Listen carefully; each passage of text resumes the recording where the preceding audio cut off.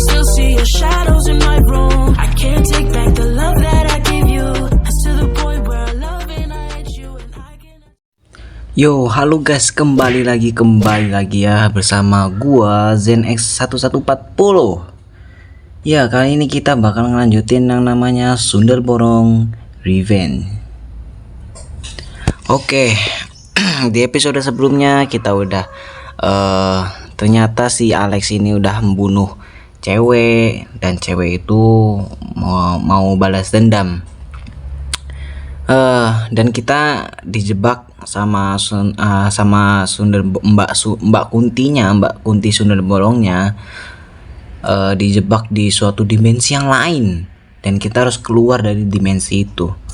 Oke, langsung aja kita continue checkpoint ya guys ya. Bentar dulu.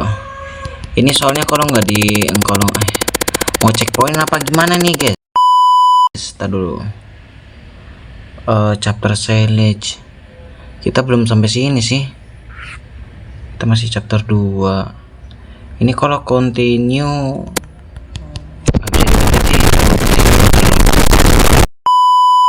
Oke, sudah ya. Oke, di episode sebelumnya emang udah sampai sini sih.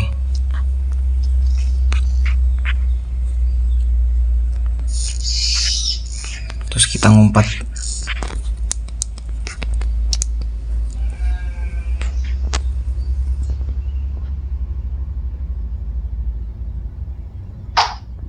Nah,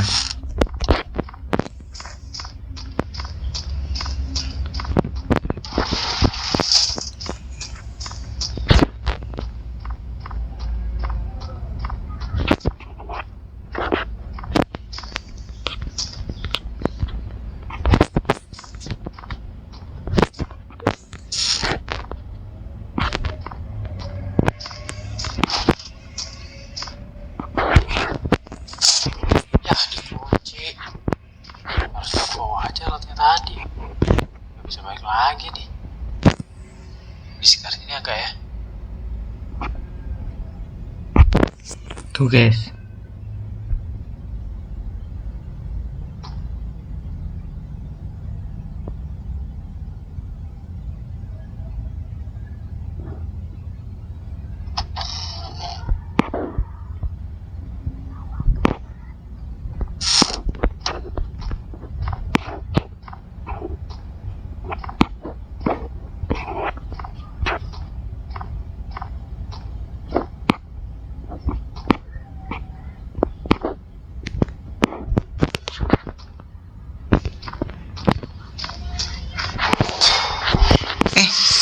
Ketahuan.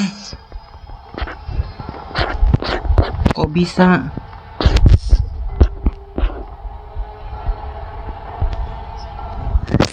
Kok bisa sih guys? Duh, ini kelihatannya agak susah deh.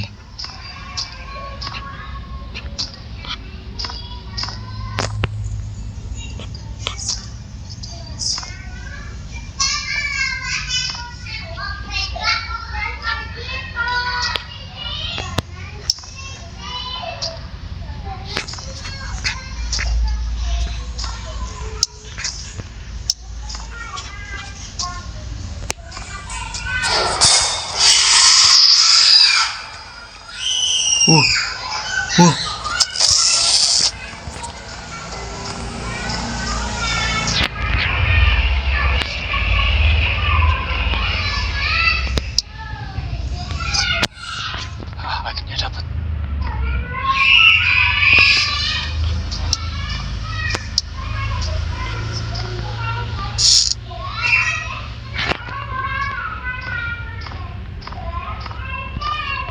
Untung aja kita bisa ya guys ya. Sumpah, mode fokus banget gue yakin.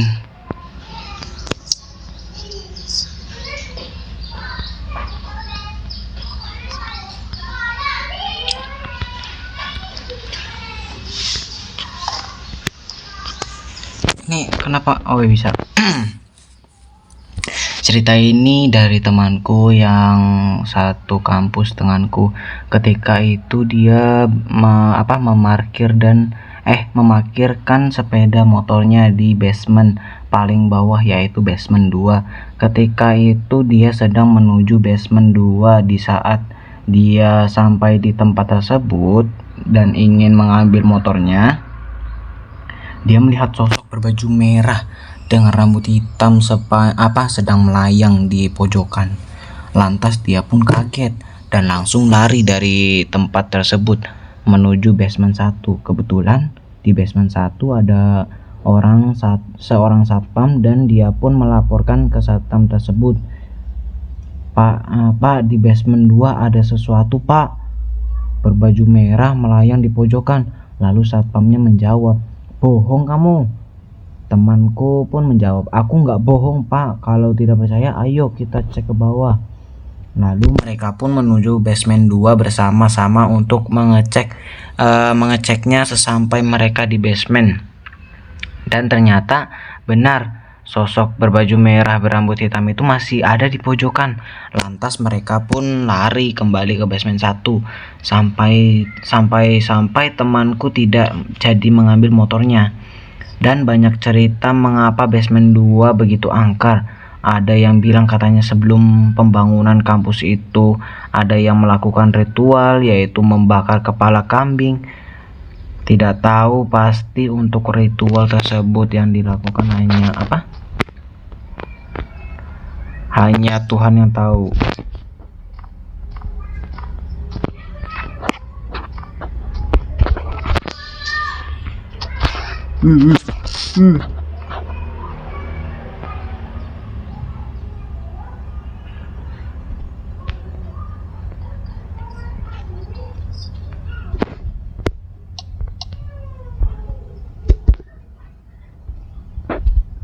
Sumpah guys, gila ini game sih.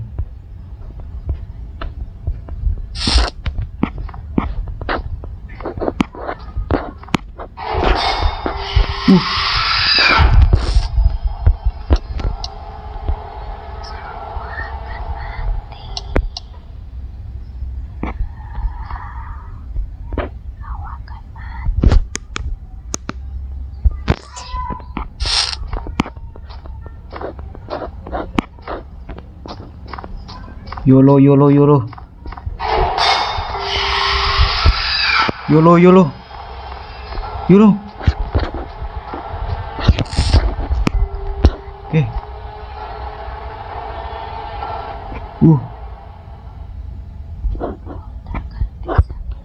Oh my god, oh my god.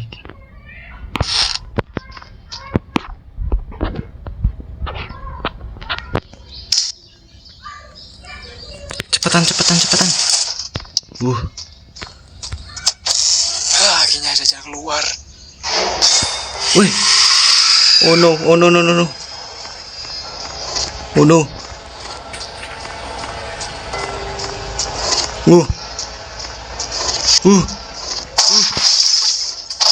my god.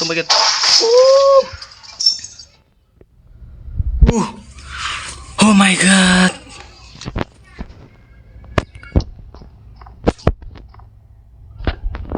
Find a way out. Temukan jalan keluar. Oh no, apalagi ini?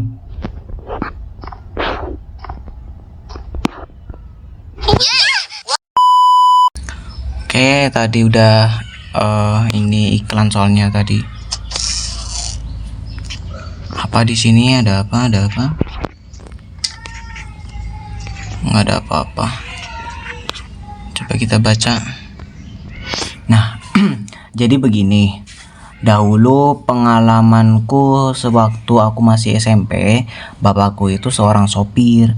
Kebetulan bapak disuruh nyetir ambulan buat bawa orang sakit karena santet.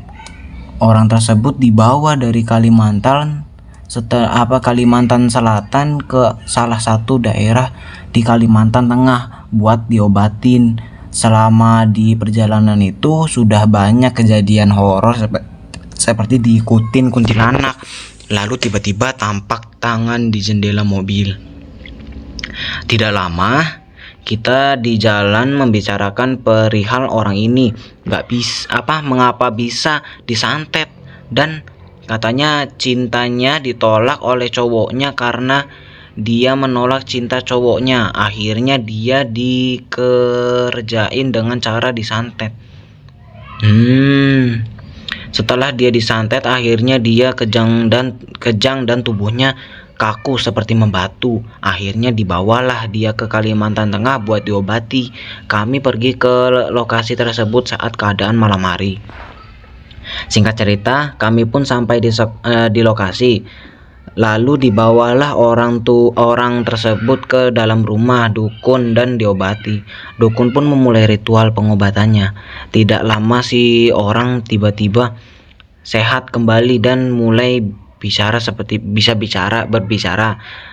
Dia berbicara seperti tidak terjadi apa-apa. Tidak lama dari itu dia tiba-tiba langsung meninggal. Lah, kenapa guys? Setelah meninggal dipanggillah orang-orang di kampung tersebut untuk mengecek apa dia sudah meninggal atau belum. Setelah dicek ternyata dia sudah meninggal. Akhirnya dibawa ke Kalimantan Selatan. Saat perjalanan pulang, inilah banyak sekali kejadian horor yang kami alami. Ketika kami keluar dari daerah tersebut, tiba-tiba si jenazah ini tuh duduk dengan mata melotot. Lalu kami berdua pun panik.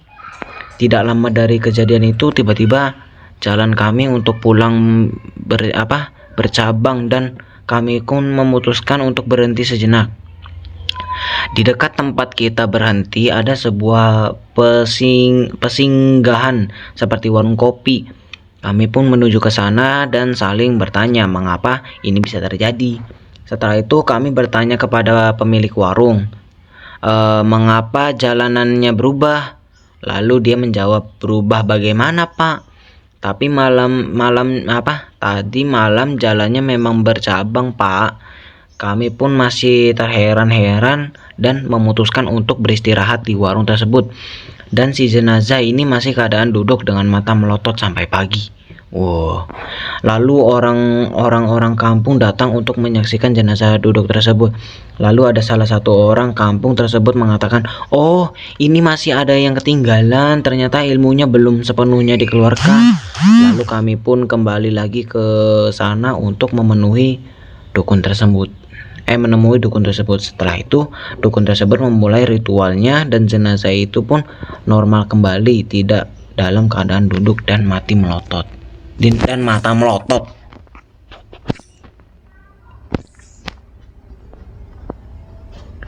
Oh no, jump scare kah? Oh my god.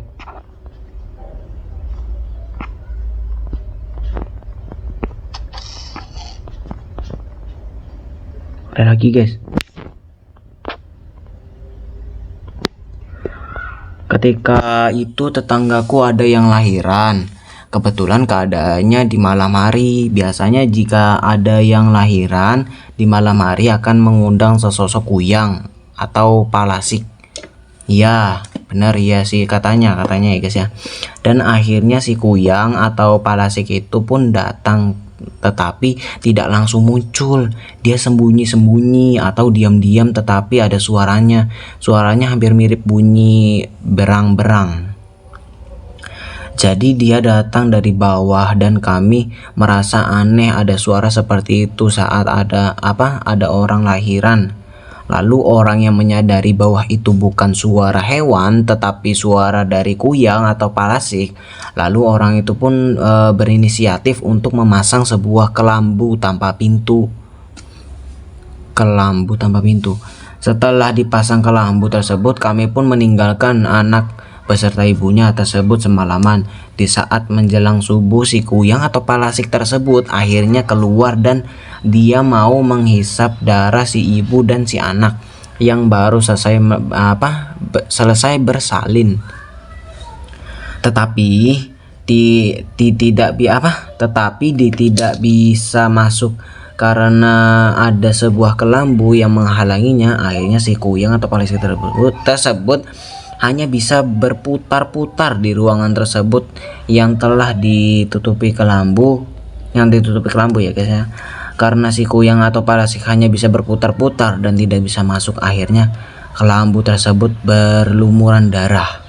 Lalu si kuyang parasik tersebut ditangkap warga dan dikembalikan ke badannya, dan dia pun ditegur untuk jangan mengganggu kami lagi.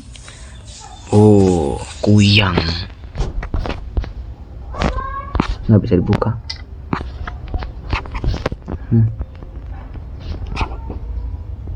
Oh guys, apakah jump scare?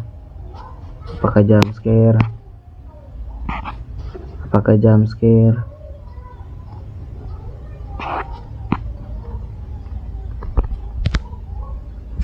Apakah kamu yakin ini masuk? Jangan salahkan kami kalau ada apa-apa. Ini semua hanya untuk hiburan. Apa sih guys?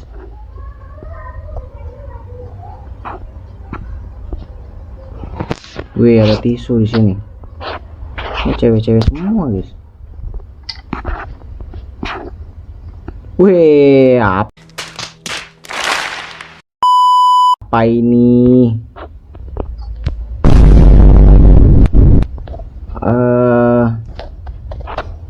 Itu patung guys, itu patung. Ini itu. Ini namanya ini seni. Ini cincin guys, buat di tangan itu. Jangan salah kalian.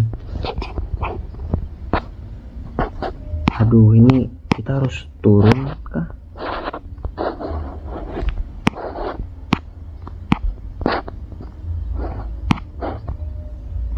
Itu dia guys. Pergi begitu aja.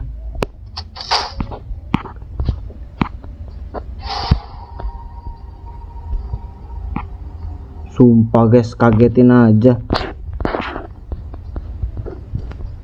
Ini nggak bisa ke atas lagi kah?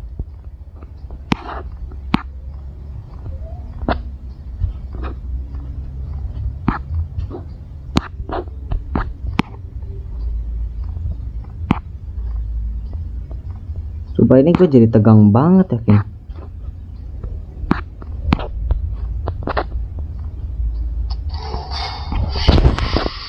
Apa?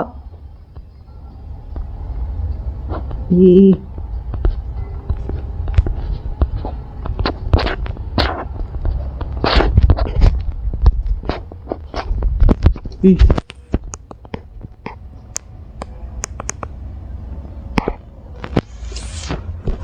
Sumpah bisanya ketahuan.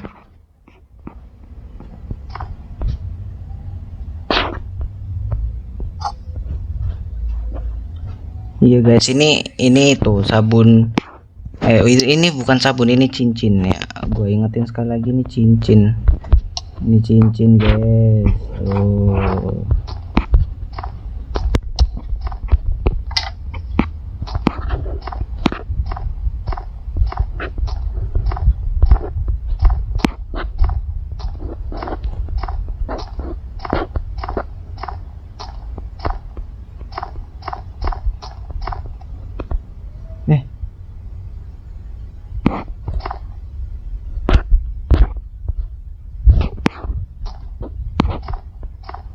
Ini kita harus kemana sih guys?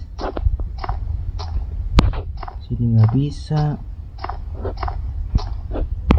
Sini nggak bisa.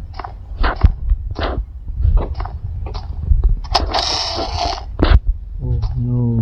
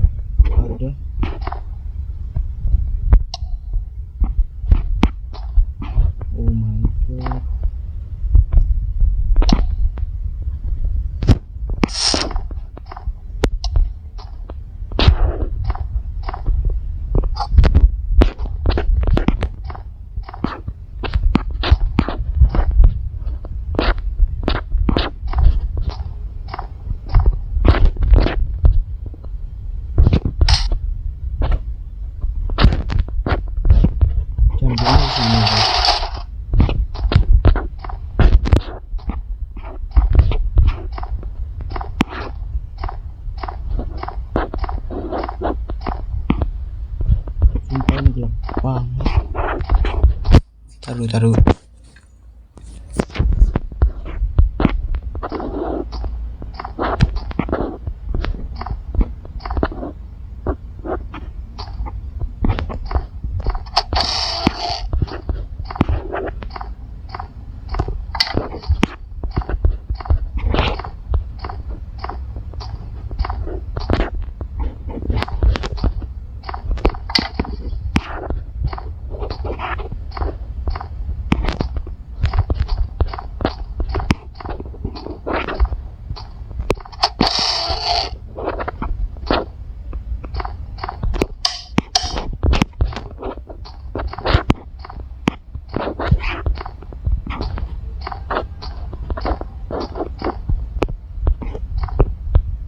Alatnya rusak.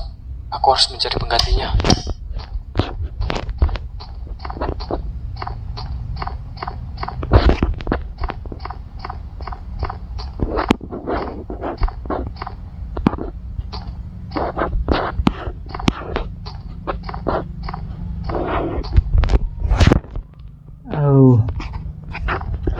Kok gua tegang banget ya guys ya.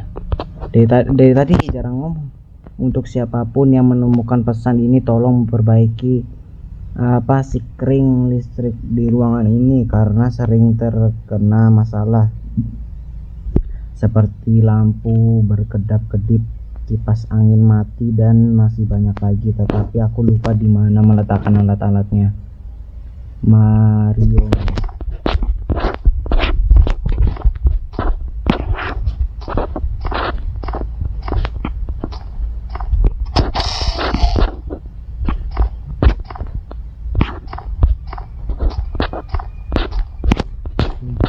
Gue tegang banget dari tadi nggak ngomong gitu ya guys ya.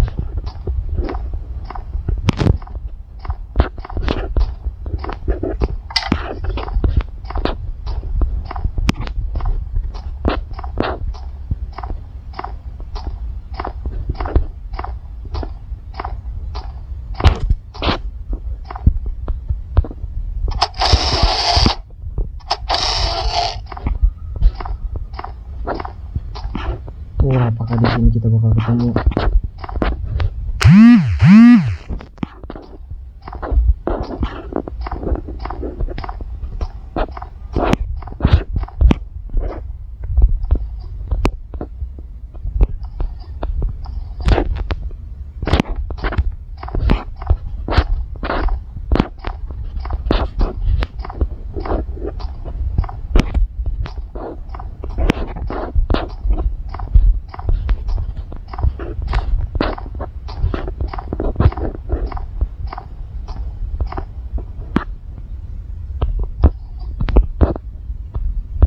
Sumpah guys, gue tegang banget, yakin.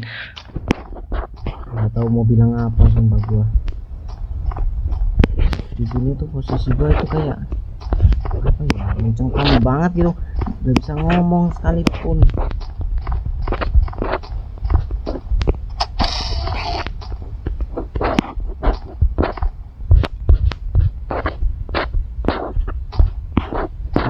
Guys,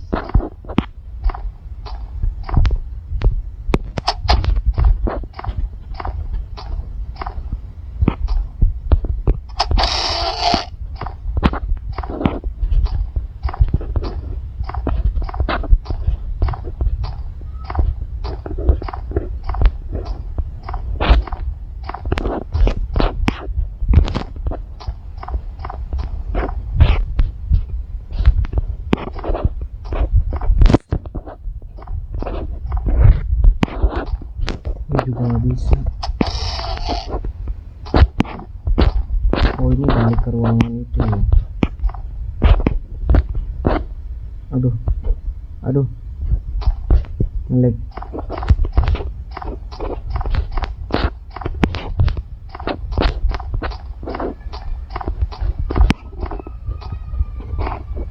Jadi kita nggak mau harus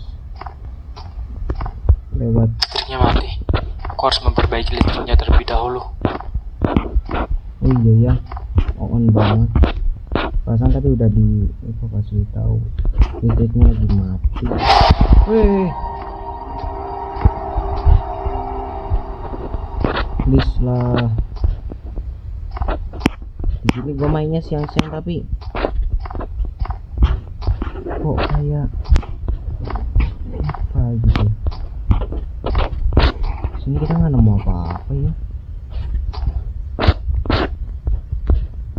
Apa kita kelewatan?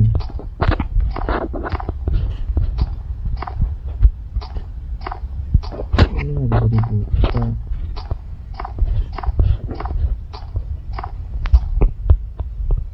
Listriknya mati.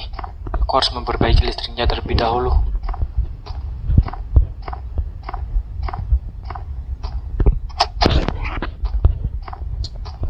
Mana ya guys ya?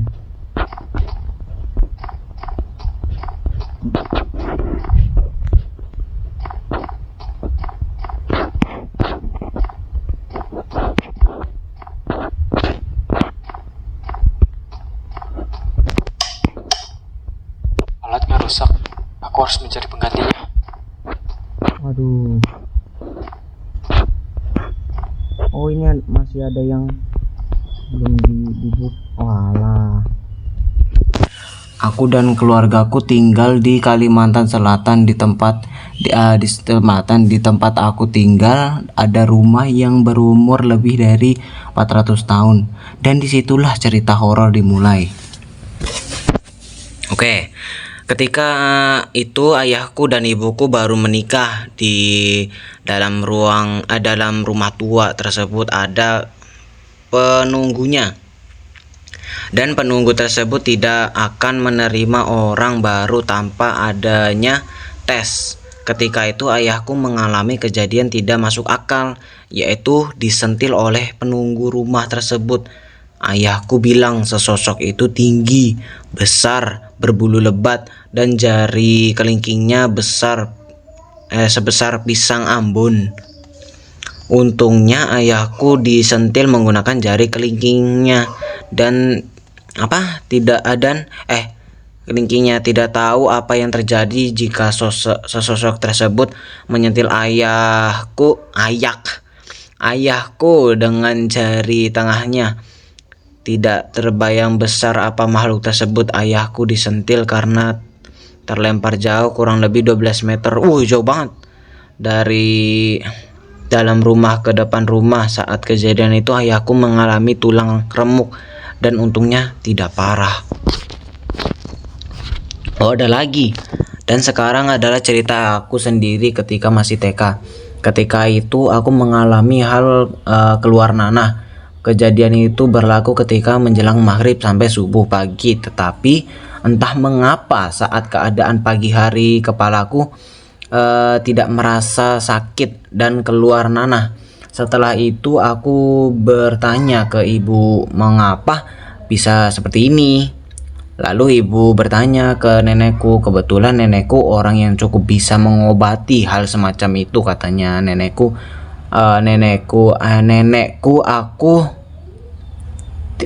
Gimana? Kata nenekku, aku diganggu.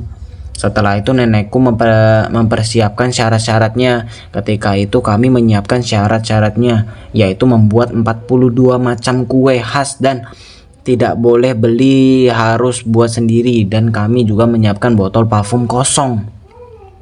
Setelah kami mempersiapkan syarat-syarat tersebut, kami letakkan persembahan tersebut di tempat yang nenek suruh. Setelah itu yang awalnya kue 42 macam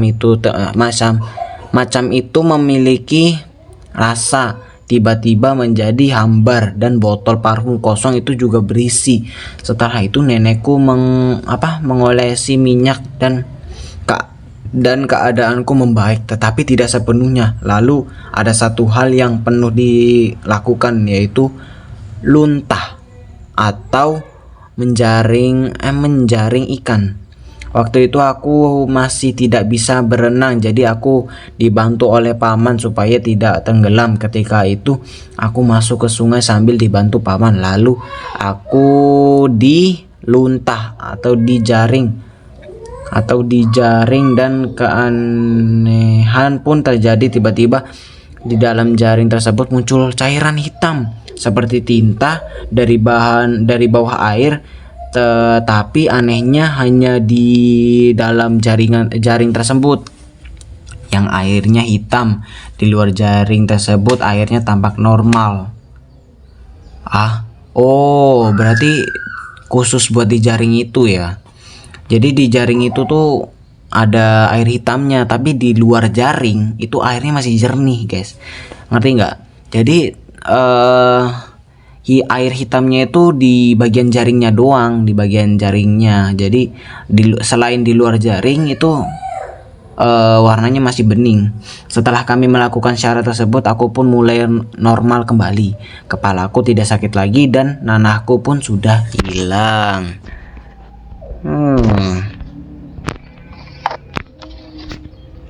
Coba guys, ini belum ketemu ini yang namanya saklar apa-apa itu.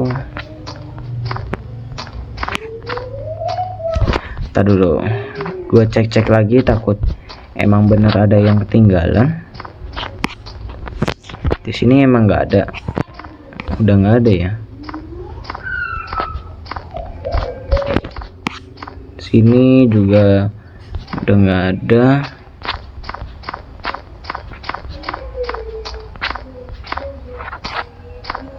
Cek ruangan sebelahnya, ini nggak ada.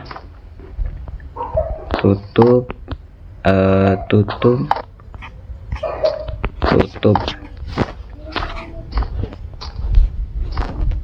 Takut ada yang kelewat, Zen. Nggak ada apa-apa ya guys ya, nggak bisa dibuka.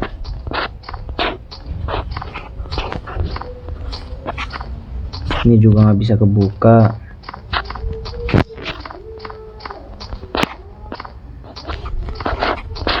Nggak ada apa-apa.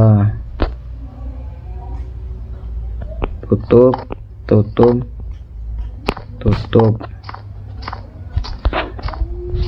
Sampai sekarang belum ketemu ya guys ya.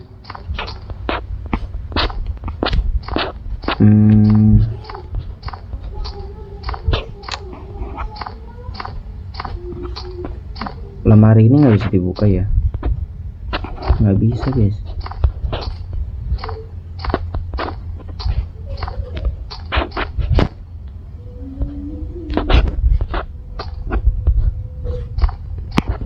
Waduh, bingung ini.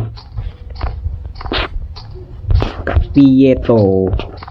Gimana ini?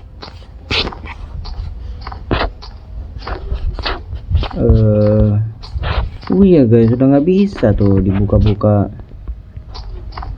Tuh.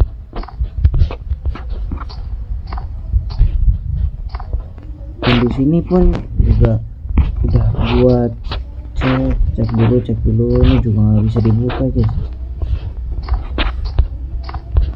Gimana sih ya?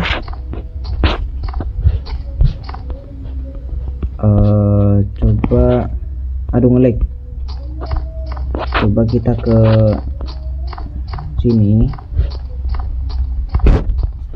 cek tanaman juga nggak jadi,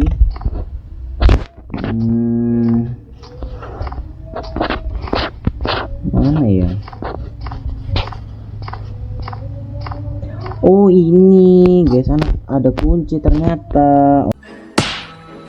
Walah, nggak lihat. Oke, coba kita buka.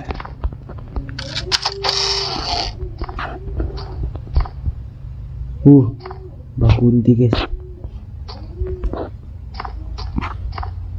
Apakah aman?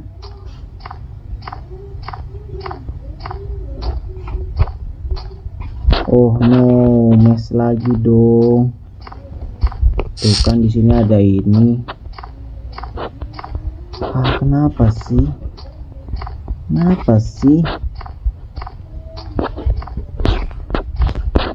Oke guys, di sini udah ada nih guys ya. Jadi di tempatku udah azan.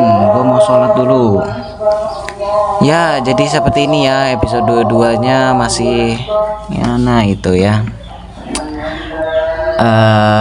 Soalnya ini dikit lagi udah azan. Nih gua lihat di jendela, oh iya tuh kiainya udah muncul. Ustadznya udah ini mau itu guys, mau adzan. Ya oke, so untuk episode kali ini untuk episode Sundar Bolong Revenge kali ini cukup sampai sini ya guys ya. So kita bakal lanjutin the next video. Seseru apa kelanjutannya gue juga nggak tahu. Intinya di episode ini gue kayak nggak banyak ngomong gara-gara gue tegang, padahal gue mainnya itu di siang apa ke sore nih. Ya itu intinya itu ya guys ya. So kalian juga jangan lupa support dengan cara like, subscribe, dan kalau perlu nyalain loncengnya juga ya guys ya, biar nggak ketinggalan gitu ya kan. So aku ZenX 1140. See you next time. Goodbye.